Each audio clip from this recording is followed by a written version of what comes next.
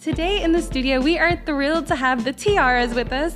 These are three incredible sisters and Austin natives. Tori, Sophia, and Tiffany Baldietta are not just talented musicians, but also passionate advocates for change. They use their music to empower and inspire. They'll be playing at ACL this fall, but they're here with us right now. Welcome to Conversando, Tiarras. I'm so excited to talk to you guys. So, Hi. We're so happy to be here. Yes. We love Latinitas. We're just so pumped to be able to have a conversation with you. Oh my gosh. Okay, so let's get down to it. Okay. So before you guys were known as the Tiarras, you were the Tiara Girls. Music has been a big part of your life for a while, but how did everything get started? Yeah, it started from a very young age. At first, Tiffany's the oldest, so she started playing piano with her grandmother, and then Sophia was always the kind of child to hit pots and pans together and make rhythms, and I remember she got a guitar one time and I was really jealous of her, so I stole it from her, and I just started pretending like I was Taylor Swift and Hannah Montana, and then I saw Selena, so that I started pretending like I was Selena.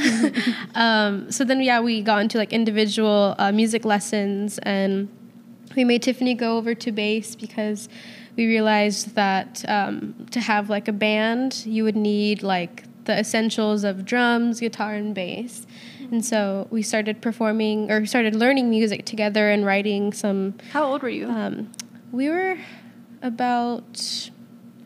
I think we all started about 8 years old. We all started playing instruments, I think, when we were 7 or 8. Yeah. Mm-hmm. And then I think when we started together, Tori was 8. You were probably 12. Sophia was probably 10. Around there, yeah. But yeah, that's how it started, just very organically and naturally. And our parents, they saw that we were just super interested in music, and we had a really good mind for it as far as reading music and like having a good ear for what sounds good, and just working well with each other. And so they kind of had the idea to put us into music lessons together, where we wrote songs, learned about music, and read music together. And then we would have recitals and things like that. And then we just started getting booked for shows, and our parents were, managing us and trying to get us out there on the road and doing as much as we could. And here we are. So at what age does that happen, that you guys are like, okay, we're officially a band, we have a name, we're playing shows? I don't know. I think I was about 12 when it got a little bit more serious. 14, you were like 15. Mm-hmm. So we were very much pre-teenagers. Wow, yeah. That's amazing. That's so when it came to deciding what type of music you wanted to create, was that a conversation, or was it just like, we all like this type of music, we all work for this type of music? I think if we're talking about like genres and stuff, we all started with like covers of everything, because we grew up listening to our dad DJing, and he DJ'd for parties of like everything, so he would pull out CDs from like country to like R&B, rock, and like all those things. So when we started creating originals, I think we stayed in the like not wanting to be in one box. We wanted to cater to everybody. But when it came to the messages and stuff, I think Tori's the one that kind of sparked that, if you want to speak about it. Yeah, the music, it was very natural for us because, like she said, we were just around everything. And even as Mexican Americans, we're always listening to Spanish music, a lot of Spanish electronic music, reggaeton, a lot of the classics, and we're listening to like country music and what we like that's like pop American stuff. Right. And so my dad was playing that as he was a DJ too, and he would be like, hey, this song is really cool, you guys should cover it, or this is a really good classic, like you guys should learn it. And so we were learning like the Beatles. Isn't She Lovely? Isn't She Lovely by Stevie Wonder was a really good classic. And of course a lot of the Selena songs that we still play to this day, just because it really falls under the sound that we have now, which is mixed in with, like, we say that we're alternative, like indie pop rock with a Latin influence, which is like a mouthful, but it's how it is now. Like now you have like 12 different genres when you're talking about it. Yeah, but as far as the messages too, like there was a time where we kind of realized that we had like a voice and we had a platform, and so we were like, let's just start talking about these issues that we're talking about at home and we're talking about in our friend groups and that we're like posting about on social media, and just start writing music about it. And because that was also a form of therapy too, just to understand how everything in this world was falling apart and also being built back together at the same time through the political atmosphere and just in the community. And so that really meshed into our music. But our influences are from everywhere, literally. Yeah. So when did the name change happen? Was that like an age thing? Like you guys were just like, okay, we're not girls anymore. And what age is that? Because y'all are all different ages. It was like 2 years. I think it was 2 years ago. Mm-hmm. Yeah, so I'm 24 now. Tiffany's 25. 26. We're just like aging ourselves this whole interview. Oh, I'm sorry. I'm just trying to figure out what age we were. I think when it was probably happened. 2 years ago. So like we're still like the early 20s, Right. Or I think Tori was like early. Yeah, but it was probably definitely, it came from like just our growth. Obviously, we started when we were little, so it kind of, we just didn't want to be seen as that anymore. We were women. Our music was evolving as well, so we didn't want to make a big change because we still wanted to be recognized as the Tiarras because of our last name and just everything we've built with it. From the first day that we started. So during that time, I remember like someone or Sophia brought up the idea that we should like probably change our name, and I immediately was like, we're starting from scratch. Like we are going to have a new name and we're gonna have new colors, everything. And then like we were like, no, like we've already built a name for ourselves, so we should probably just loop it in with everything. And I was like, you're right. Yeah. I'm like all or nothing. But yeah, it was mainly because we were starting to get opportunities that were more aligned with like, you know, young women, and we weren't, it's like our own lives. Like we were figuring out things about ourselves and just wanting to express to our fan base that we were getting older and that our music was going to reflect that too. Of course. So was this like a months long conversation, or was this like one day you were like, we're doing it now, it's happening? Yeah, no, I think we've spoken about it over time, but we just never really sat down to like really think about it and like all the logistics that go into it. Right, yeah. But yeah, we met with our label and everything, and just had a sit down of like the things that like the technical things that need to change, and the way to get the message out to our fans. And to this day, we're still having to correct people, but it's just the fact that everyone welcomed it with like open arms, and but it was a process. It was pretty for sure. smooth. I think it was smooth though. It was smooth, but in my head, I was like, I thought we were just gonna be able to be like, we're the Tiarras, and everyone was gonna be like, okay, but we had to correct everyone, and then the label, they were super helpful because they were like, you're gonna have to change like all these usernames, right? That's like the other thing. just. How do you even go about that? Do you have to like just make a whole new account? No. You can change your username on some platforms. I think all the platforms now, because everyone's always changing. Yeah, it's just like the edit. But even marketing, like the colors, and if you wanted to make a shift in your marketing or your branding, like everything else had to follow. Like if you had an idea for like a new look, this is a good time to push it in and stuff like that. So it was a process, but it was smooth, like you said. And I think it welcomed like a big, nice photo shoot for us to do. So that was fun too. That's so awesome. Yeah. So in your music and kind of your overall aesthetic, you guys wear your culture on your sleeve. When we're talking about like right now, like marketability, that can be an issue for some people who, you know, kind of suck. But have challenges ever come out of that? Or was that, like, what was that decision like? Because for a lot of artists, it's a thing of like, I don't want to be pigeonholed as just Latina, or I don't want to be pigeonholed as I'm writing Spanish music, I'm writing English music, and it's a whole thing. So did you guys ever feel like you just had to do that and that's just who you guys are, or was this like a conversation? I think it's just like organic. Like I think we know that like our representation or like being a representative for who we are as like Mexican Americans, Chicanas, like there are other girls, or like we were once those girls that were like, who is it? Like other than Selena, like she's like the queen, but who else can like our generation look up to, or who else can we relate to? And like we have each other, and so we like to be like, you know, part of that new pathway of like girls that can look up to us, and like you don't have to be contributed to like, oh, I'm all of this like Mexican, like we're doing all of this, but then no, I'm here in America, like this is, you know, we're pop culture in America. There's just like a good balance of like I think what we have in us and in our hearts and our soul. Like there's a lot of people that can relate to it too. So, and we've definitely have like in our fan base, it's grown, and we've been able to like relate to other girls too. So And like with our song Soy Chingona, that has been the song that's really opened the gates to other I guess groups of people that are in our fan base, and it also is an opportunity to talk about the history of the word and like just the community of empowering Latinas that uplift each other. We have like people that aren't Latino like ask us about different things, and it's not that it's like our job to explain things and history and everything, but it's like so cool that we're in this new atmosphere that we're able to talk about these conversations, have these conversations. And like Tiffany said, the little girls that come to our shows, like we played at Latina Palooza yesterday, and there was a little girl that remembered us from San Antonio, and this was like one show that she could come to because we're always playing like out at night and stuff, clubs, bars, like 21 and up venues. But like the look in her eyes was just so pure and like reminded us of why like we are who we are. And like naturally we bring our culture into everything, but there's a certain moment where you realize that because of your platform, a lot of people who don't know your heritage or don't know like how important it is to wear your culture on your sleeve, like they're seeing you and they're learning from that.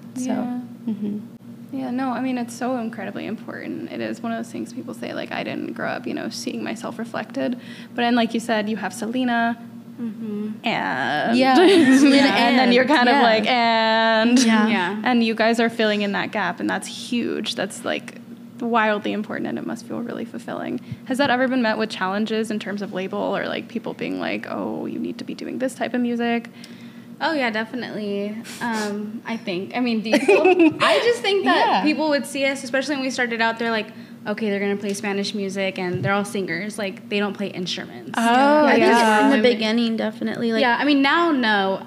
But it might also be because we've made a name for ourselves. We speak up. We stand our ground. Yeah. But in the beginning, it was very much, there was obstacles and things coming, like, that came with that. Because we were so young coming into the industry, we were just oblivious to a lot of it. Like, we would go to a show that had, the bill was predominantly men, and we realized that, like, we're not very, portrayed here in these bills and these lineups in these communities, and our parents were the ones that were like protecting us and talking to us after the shows about why the guys weren't so nice to us, or why the sound guy wasn't really trying to help us out, or why we had the slot where no one was there. So we had a lot of those character development years, but it taught us a lot about the music industry and how women are treated in these creative and like art fields. But we have run into like certain obstacles where we just are like, should we include as much Spanglish as we are, or like we go to a show and we're like, oh, this audience doesn't really look like they're going to want to hear a lot of our cumbias, or this crowd is predominantly Spanish speaking, so we need to put on that hat. And so like we're always having to adapt into certain environments. But yeah, of course, like even because we are so like reachable to a lot of people that are having these certain questions, like we will have some fans that have a good intention, but they'll ask kind of crazy questions, like, or like put stereotypes.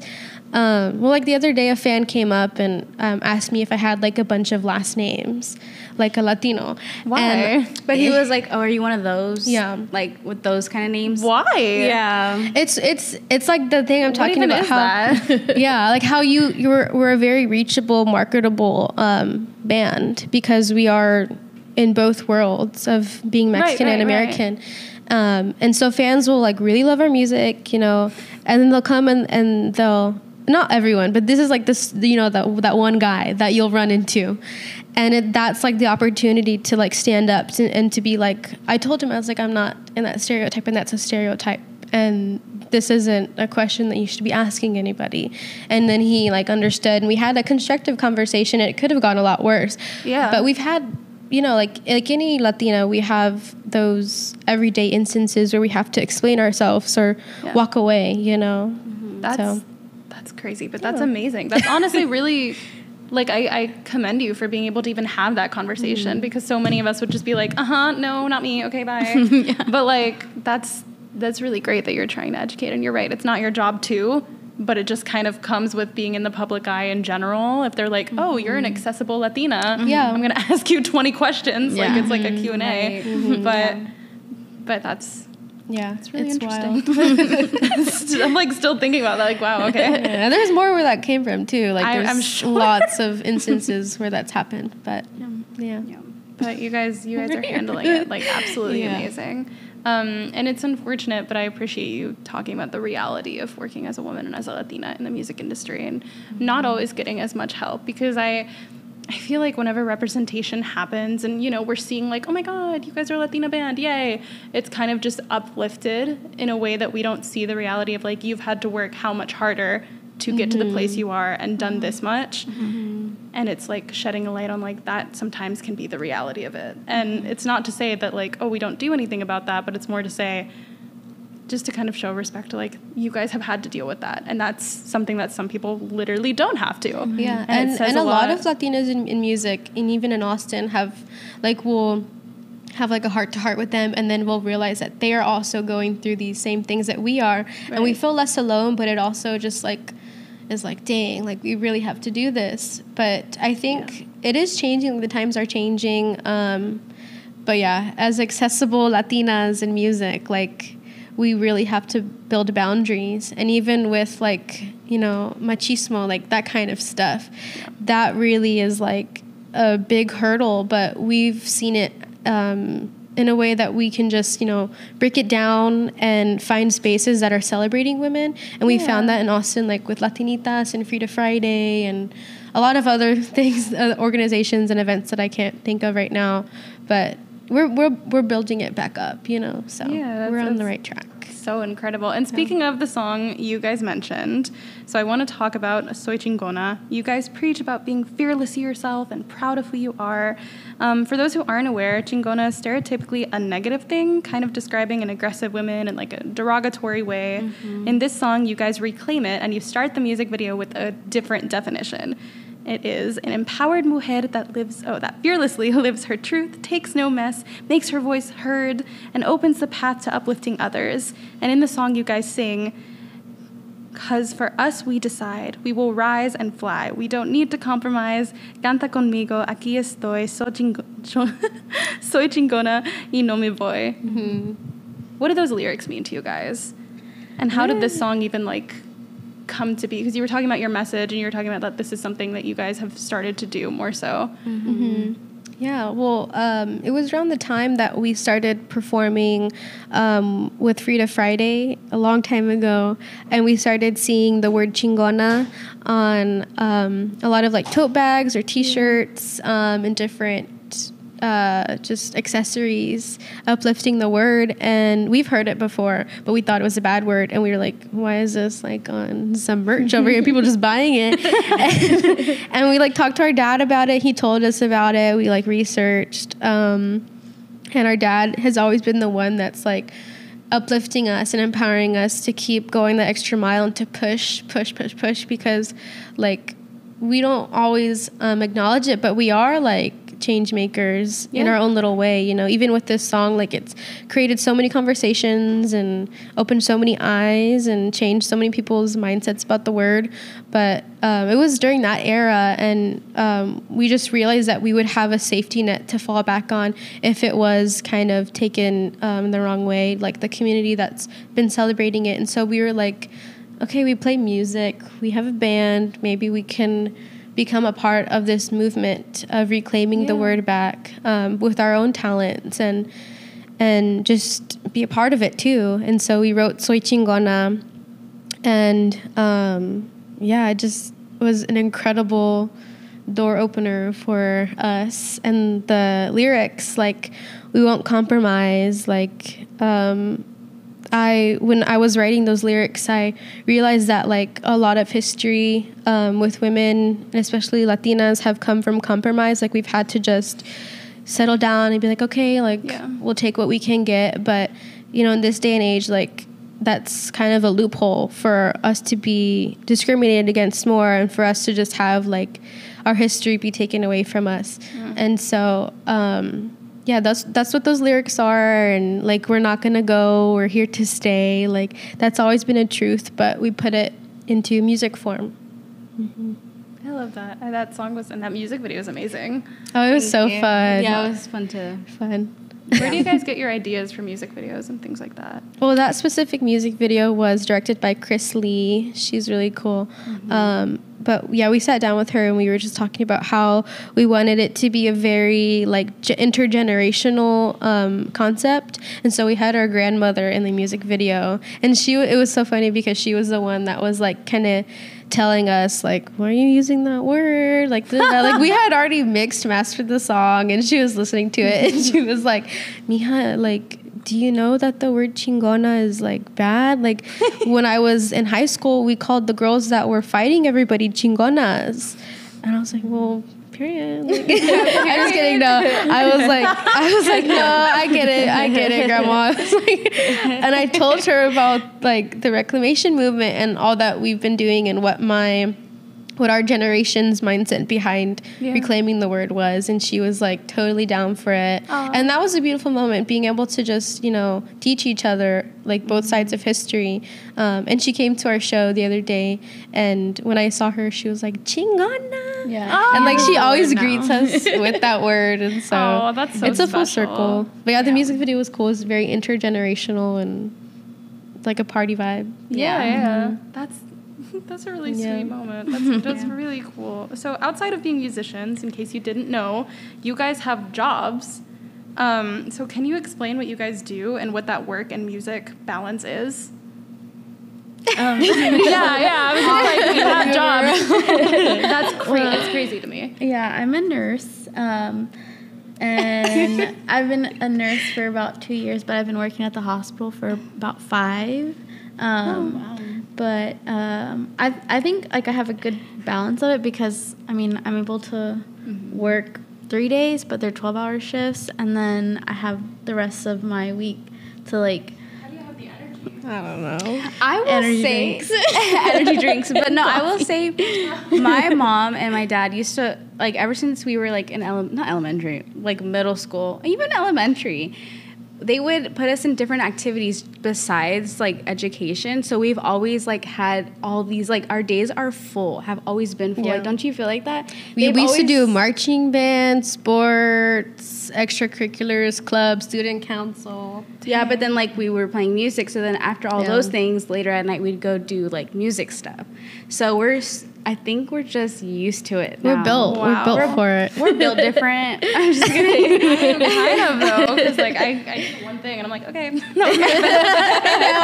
No, so for like the days that we're off, like you'll find us like just like we need to do something right now. No, not even that though. Sometimes we're just like, that's how I am. Brain dead, like laying on our bed just scrolling. Just, either like, that, or we're like, we need to be doing something right now, like the what's the word, like productive energy. Yeah. But yeah, Tiffany's like a hero. It's crazy. She's like, the look in her eyes right now, I can see all the pain. No, I'm just kidding. Do you get those TikToks of like nurses when they're like, all right, starting my shift, and then like they come back and they're crying? Yes, that's me. That's me. That's what I'm like, I can't, like, Wait, tell her about that TikTok that you sent me about how do you expect me to eat a salad when I get home? Oh yeah, like sometimes after my shift, I'm like, I deserve some fast food. Like, no, because like they're trying to be like on a like health like grind or whatever, but she's like, after that kind of day being spoken to this way, my patient like passed away, you expect me to come home and eat a salad? Like, no, I'm gonna go get Chick-fil-A, comfort food. Like, no, literally one of those videos ended with the guy getting, like, he went to, I think it was McDonald's, and he just got 5 different like Big Macs. But it's like I that tells you a lot about his day. I don't understand how you do that. That's amazing. Are you the one, do you guys not, like, is music your full-time job?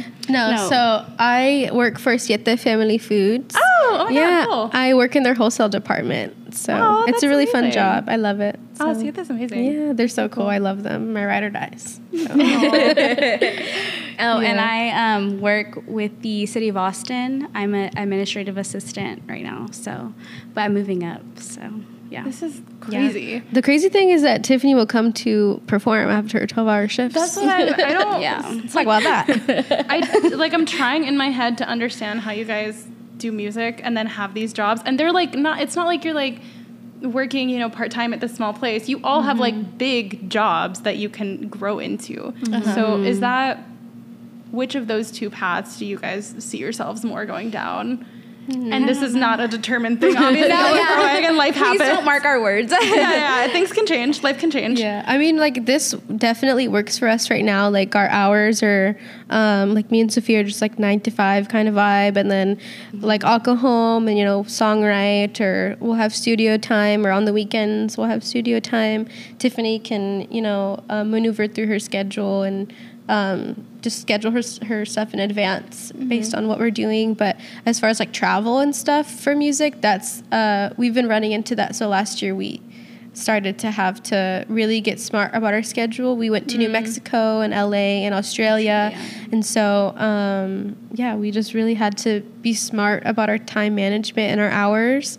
And our jobs are like, they're very supportive of what we do. Like, Sophia's coworkers will come to our shows. Siete, obviously, like, that's how we met. It was from music. And so then I kind of moved up in the company over the years. So they're very, like, they love what we're doing. I mean, I like my work and being like a bedside nurse, and like, it fulfills part of like what my passion is, and then like my other passion of like music and my family. So I mean, I definitely feel like I'm good where I am right now, and then I have so much more room to grow with like my music and my sisters. So I mean, I think we don't want to say it, but like obviously the day will come where something will win. Yes, unless the band takes over. Well, I'm just saying, like, I'm that's saying, a choice too. Yes, but I'm just saying, like, future, because obviously, like, I know, like, we want to have kids and stuff in the future, so obviously that would either make us take a break or decide. There's definitely breaks and like you know, pulling out of certain things like in the future if we because we're getting older and like our lives are going to be taking different paths. But for now, this is what works really well for us, and we've run into a lot of like nurses who are also in bands, but they kind of talk to us about how they manage their time. But it's just like up in the air right now. We're just living our lives. And I mean, if you want just riding the waves, you can always do it all. My favorite band is like, they have like, the lead singer has 2 daughters or something that are like under the age of 4, and they go on tour with them, and it's like a whole thing. So if you really want to, there has to be there doesn't have to be a break, but also the breaks. Through hearing him talk, it's like the breaks kind of help you have longevity in this, because you can come back at different times. You'll have different music because you'll be going through different things. Which is so. I definitely think that there's longevity to what we have because we've been doing it since we were kids, and we've always found a way. And even if there was like a little break, we'll always like come together because we're sisters and we love music, and there's something that can't ever break that bond. Okay, we can cut this out, but I'm genuinely curious with your schedules. What is dating like? Do you date? I just don't. Yeah, we're all. And we can cut this out if you want me to cut this out. You don't have to, because people ask. Yeah, I did like a Q&A on our Instagram, and people were like, "Are you single?" And I was like, "Actually, no, we're all 3 taken." So I'm sorry. Really? Okay, so it works. So you guys have the availability to be in relationships while doing all this stuff. For me, my boyfriend comes to my gigs when he has the chance to, and he helps us like set up, or like we'll just be on the side to like give us whatever we need. And her girlfriend did the same when she was I actually met my girlfriend at a show. She came to one of my shows like 5 years ago. But yeah, we've been together. We're long distance right now. Very stereotypical lesbian of us. But how long distance? She's always moving around, but it's like mainly the north. She has like a medical engineering job, so she's always traveling. But we see each other every other month. We love it. Yeah, but it works. It works. No, I did long distance for like 1.5 years, and it's brutal, but it's very brutal. But it brings you closer together. It does. When you like when you're together, then it's like the best. And it's So that's awesome. Yeah, my boyfriend's also a nurse, so like That's so cute. It's Grey's Anatomy fantasy. No, literally, this is like a fan fiction. Oh my god. No, but did you get on the job? No, well, I mean, we met in nursing school, so okay. or like in college, close to the job. Yeah, yeah, but we try to, you know, make our schedules similar sometimes, but yeah. Oh, that's so sweet. That's awesome. And I just separately, like I was explaining, I have a lot of medical things, so doctors are very close to my heart, and nurses are very close to my heart because they make or break everything. Yeah. So I would just truly like to say thank you from the bottom of my heart. So okay, so moving on. I'm not gonna get too personal, but on top of your music and other works, you guys have done a lot of activism going on between your messaging, and you even work with organizations like Rock the Vote and Vote Latino. Being that this is an election year, could you guys talk about why those organizations are so important to you all? Mainly because voting is like the biggest thing that people overlook, especially in our generation. Yep. Just because like it's not made to be easy, and when it is made to be easy, like it's immediately taken out or immediately like overturned and stuff. Yep. So we run into that. Like I remember with Jolt, they were organizing a demonstration at the Capitol. They were going to release hundreds of thousands of rose petals to signify the amount of people that were turning 18 that were eligible to vote in that 1 year. And so they called me up and they're like, hey, like we're going to do this crazy thing. Do you want to come and sing in the middle of the Capitol while there's roses being like while they're dropped? falling? Yeah. And I was like, oh my God. And it was like the night before. And I was like, totally. Because I was so down because I felt the rage from everything that has been happening for the past years. Yeah. And I was voting for about a couple of years, and that felt really powerful too. But then I was like, why isn't anyone else like as amped up as I am? And like, why are all these people just coming for the young people, you know? Yeah. And so I was singing like Amazing Grace as the roses were falling. And that was like a beautiful representation for how, like how we're just here to grow and how colorful and vibrant our generation is and how we want to bring everyone with us. So organizations like that, like Jolt and Rock the Vote and Voto Latino and Texas Turnout that we just did a show with, that's out in the RGV, those organizations are very important to us because they're the ones that are doing the groundwork and registering people to vote at the college campuses or different events. And they're giving out really good information about like who these people are that are going to be elected and what different bills are out there and like what we can do about certain things. And so it's very important to us. And in our music, we try to incorporate that too, like in They Don't See Us. I started writing that song and showing my sisters the summer of 2020, which was like a very intense summer for all of us, like in every single part of everyone's lives. And it was just about feeling invisible. And I made references to, you know, like guns and shootings and like how people kind of put it back on the divine nature of God and all these different things that are very intermingled that don't make sense when it comes down to it. And so a lot of people don't know that song's about that because it's a very danceable song. No one's listening. Like there's a lot of artists do that. They'll have like very intense, important lyrics, but they'll have a nice groove to get people to, you know, dance, and then they'll be listening and be like, oh, like interesting. So our music is very intertwined with that, and our new music is as well, but it's mostly about like our womanhood in the world that we're living in. But voting is important. We always will preach that. So you guys have been performing live for years, like over a decade, I'm sure then. Over a decade. What is the craziest thing that's ever happened at one of your live shows? Positive or negative? A lot of crazy things happen. A lot of negative, crazy things can happen. Oh, no.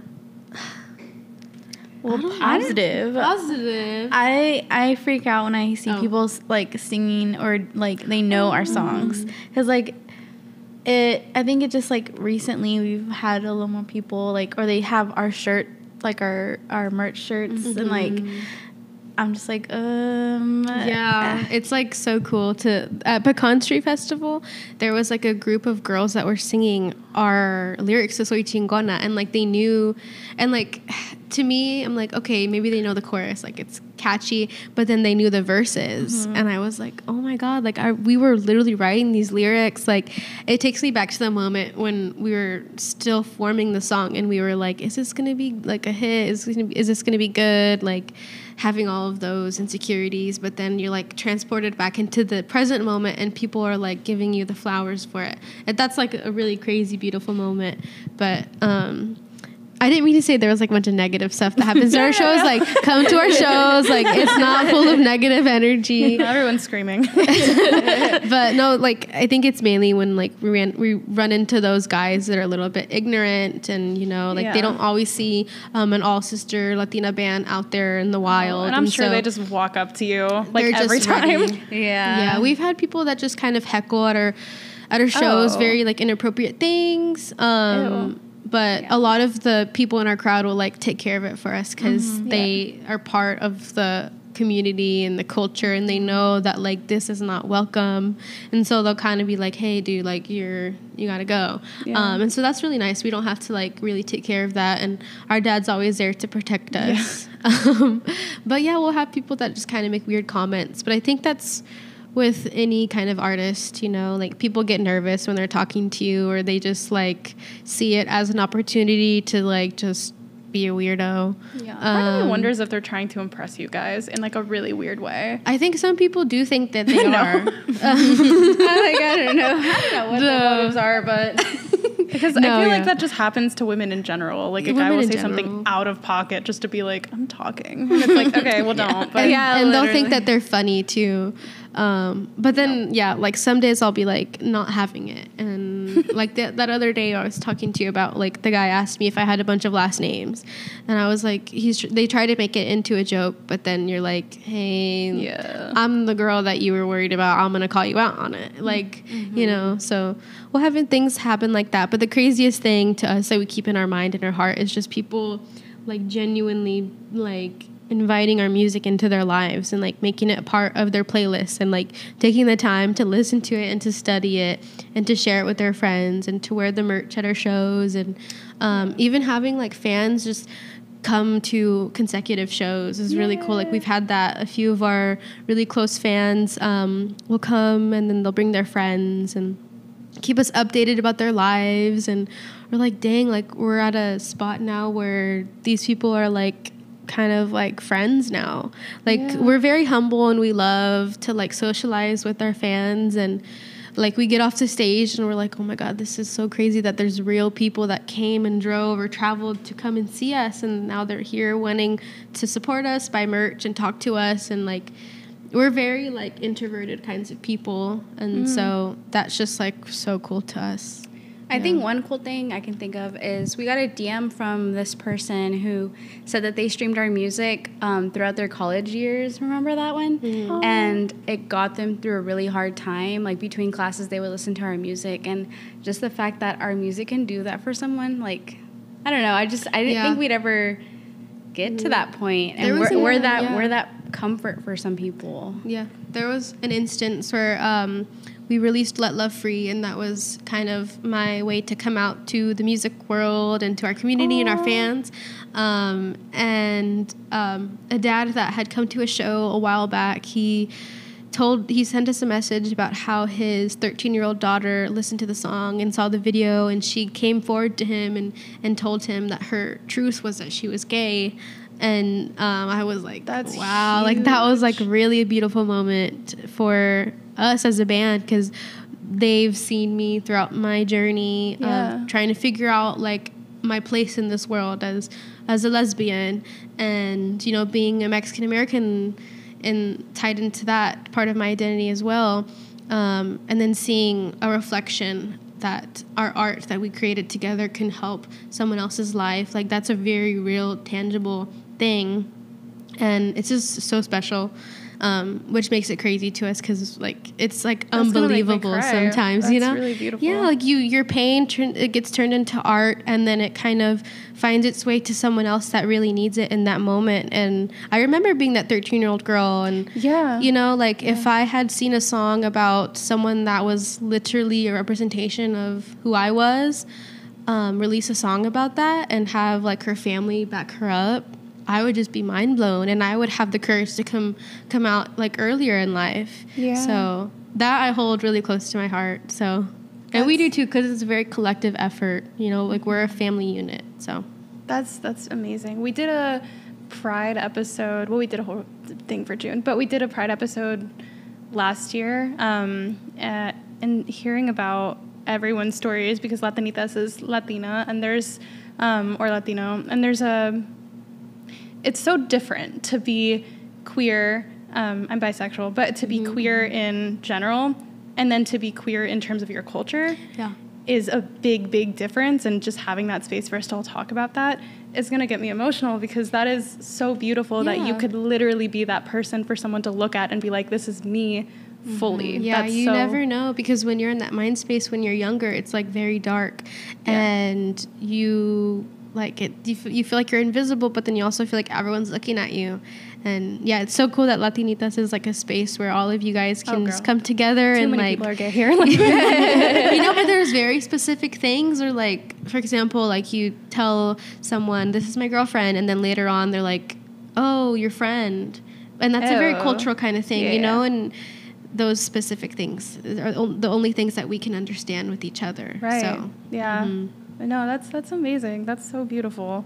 So, and it's crazy that y'all are like, you're that for people. You like, do you guys click on the playlist that like people add and see like what they're titled? Yeah, we did like a little TikTok about it too one time. And the names are funny. Yeah, because on Spotify for artists, we have access to everyone's playlist that's public. That's so I know. I was like, oh my God, like, what about my playlist that like I have artists on? Like, are they looking at my weird ones? Like, no, but we have really weird ones. Like I can't even. I don't even remember them, but they're like, super funny. Well, they're gonna get even weirder. Go now. Go make a weird playlist and tag us. Literally, yes. We need to make another video, because like I get lost. It's like a rabbit hole. Like I'll be like, what? Like that picture makes no sense, or like that, like, and I'll look like, what song the did band you to figure it out. Yeah, I'll literally go through their playlist and like, I hope that like this isn't weird, but as an artist, like we have like, that would be the biggest honor as a fan. Oh my God, I'd like cry. Okay, so last question. You guys are performing at ACL this year. Super exciting. What are some things we can look forward to? And are there any more upcoming shows outside of that, and maybe some unreleased tracks you'll play? Like, what do you guys have in store in the future? Yeah. We are playing ACL. It is confirmed. It's crazy that's a crazy thing to think about, because we've been wanting to play ACL for a long time, but it's just like invitation based. So we kind of were just like waiting.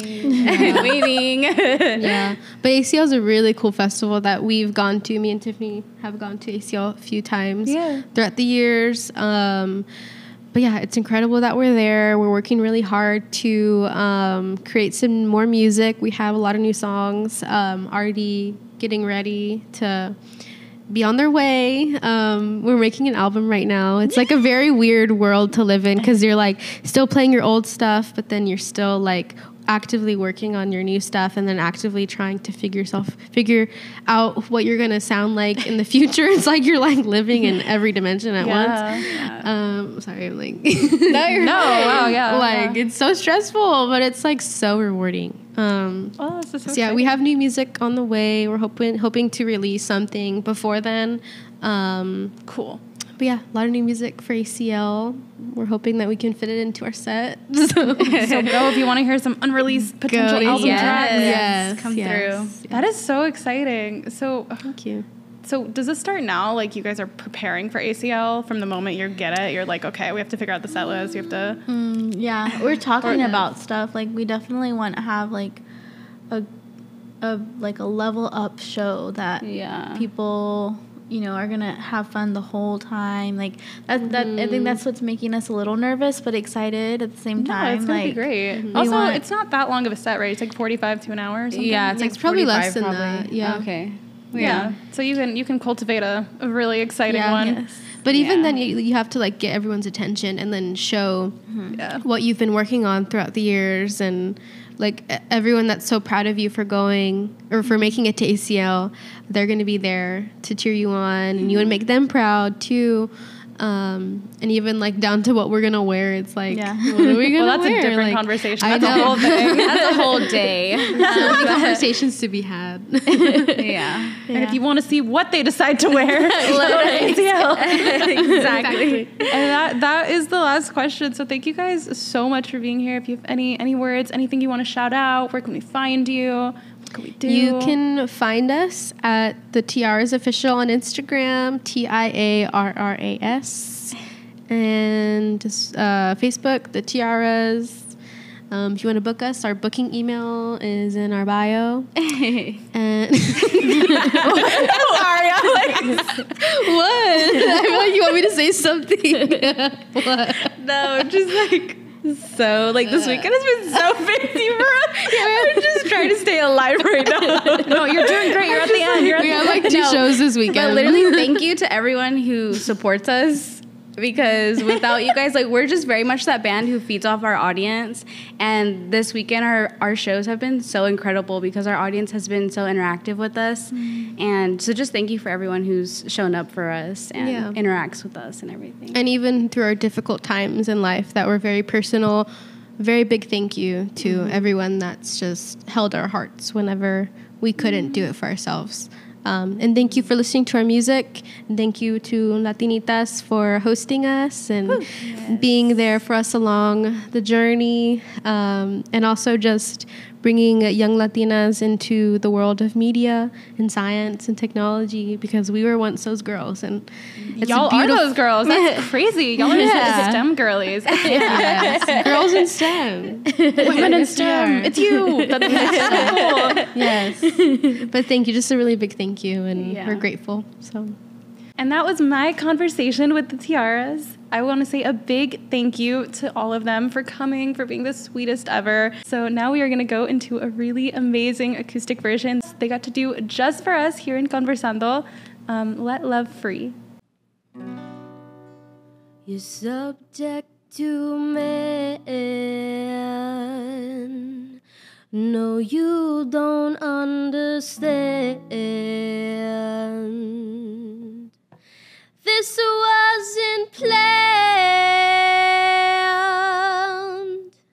No, I don't understand. My love's got a place on land, the land that says I care. Secrets inside of me.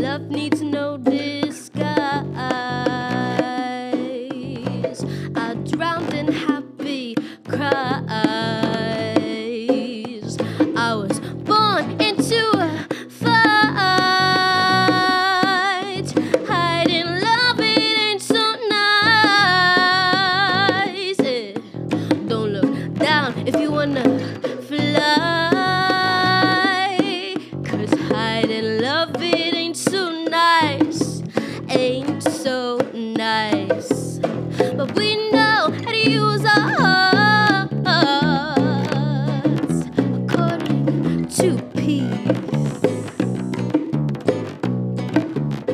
Believe me, I know it's hard, but you gotta let love free. Scream what's meant to be.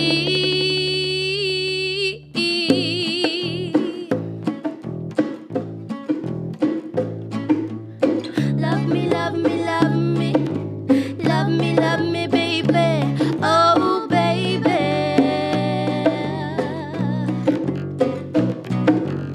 Love me, love me, love me. Love me, love me, baby. Oh, baby.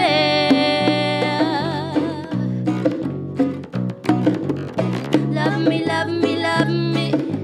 Love me, love me, baby. Oh, baby.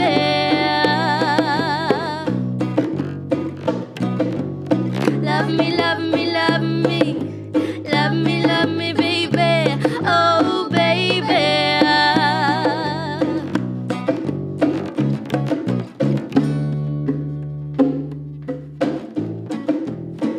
We know how to use our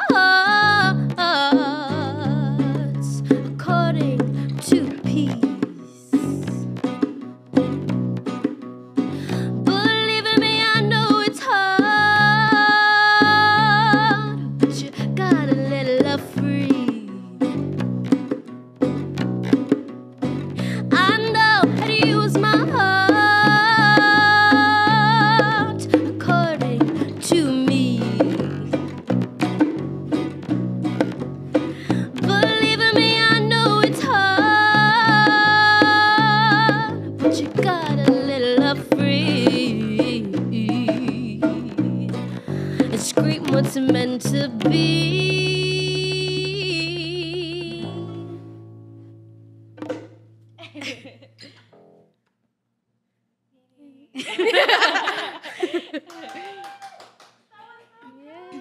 Thank you.